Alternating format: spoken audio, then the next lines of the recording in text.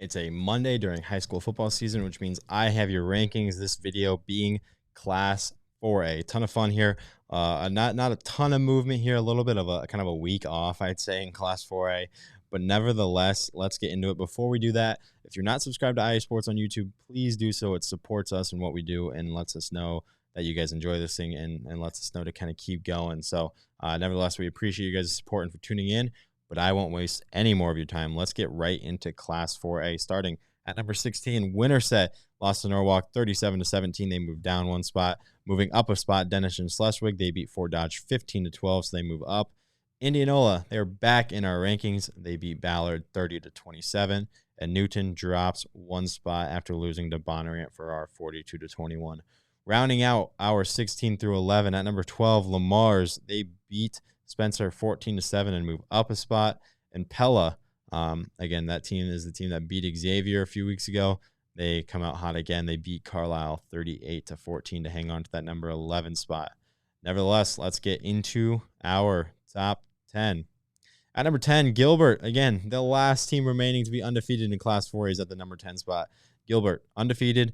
They still don't have that signature win, though, but they're finding ways to get it done. They get a 1-4 Carlisle squad this week. This is a must-win if they want to make the playoffs with Bonnarant, Newton, and Pella coming up on the schedule. So Gilbert, don't have that quality win yet. You're going to get a chance to. A lot of good teams in that district. At number 9, Glenwood, 3-2. They move down a spot. They play number 16 Winterset this week. If they win this, they're likely 6-2 heading into their Week 9 matchup against Norwalk and Glenwood. They had a tough loss to Lewis Central. Lewis Central kind of proving themselves yet again as a contender in Class 4A. At number 8, Norwalk, they're 4-1 and move up a spot. They get a struggling DCG squad this week, and then another Council Bluffs Thomas Jefferson squad next week before playing Glenwood and Lewis Central to end the season. So a few games they kind of need to get before you got two really good teams to end the year. At number 7, Xavier, the game in Class 4A coming up this week versus number 2 North Scott. If Xavier wins, it's not an upset. Still baffled by their loss to Pella 2 weeks ago, but you win this game and you host round 1 of the playoffs. Lose this game, and you might have to play like a team like ADM or Norwalk on the road in round 1. Excuse me. Nevertheless, Xavier at our number 7 spot and with a huge game coming up. At number 6, ADM, another dominating performance over a decent Boone team. They get Des Moines North before they play Ballard, Indianola, and North Polk to end the season. This team is good enough to win it without Brevendole. It will be a tough task. Aiden Flora has accounted for 23 touchdowns this season.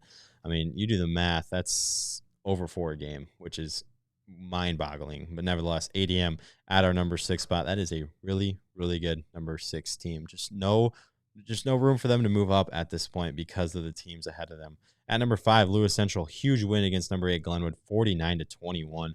Really making a statement. This win likely assures their district title. Junior quarterback Brady Hatzel is starting to get comfortable as he has 1,100 yards and 11 touchdowns now.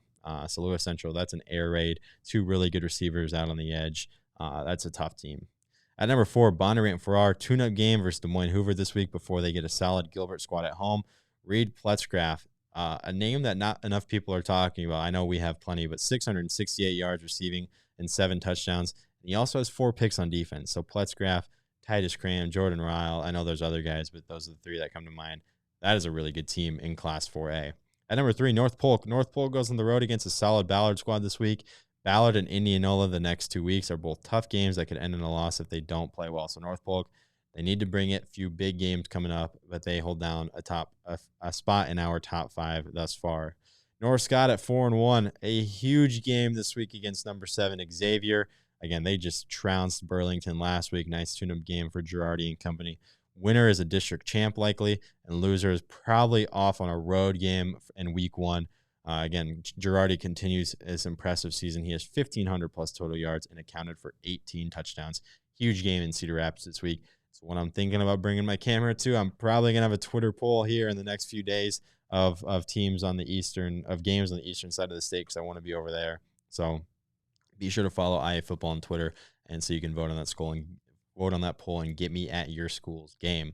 At number 1, Western Dubuque, they beat Waverly this past week, which might be their toughest competition in district play.